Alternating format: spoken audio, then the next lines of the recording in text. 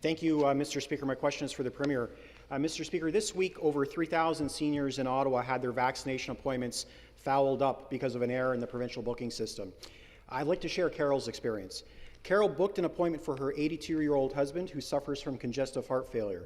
She had heard that the province had triple booked appointments this week, but she had not herself received any correspondence or request to rebook. When she and her husband arrived at the YMCA, the lineup was around the building.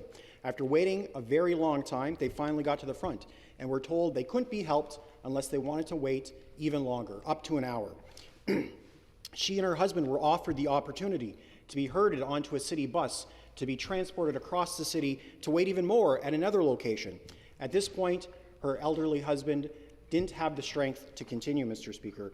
We were told that Ontarians waited longer for their online booking system because the government wanted to ensure it was problem-free.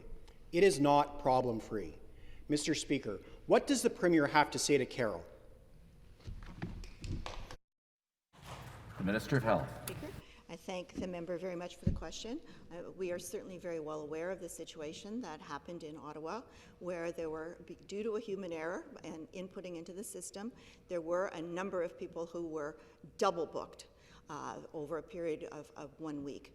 That is something that is not acceptable. The system has since been fixed, but I would also advise the member that rather than just sending people a note saying get back online on the system again to rebook your appointment at another time, every one of those people that we were able to reach, well over 2,300 people, and messages were left for many, many more, were personally called by someone from the call center, and arrangements were made for their appointments to be rebooked at a time that was very close in time to their original date. So while I'm very sorry that this was not the experience that your constituent had, I can advise that this was a matter that was dealt with in the best possible way that we could, with those personal calls being made and recognizing that people needed to have these appointments made as soon as possible.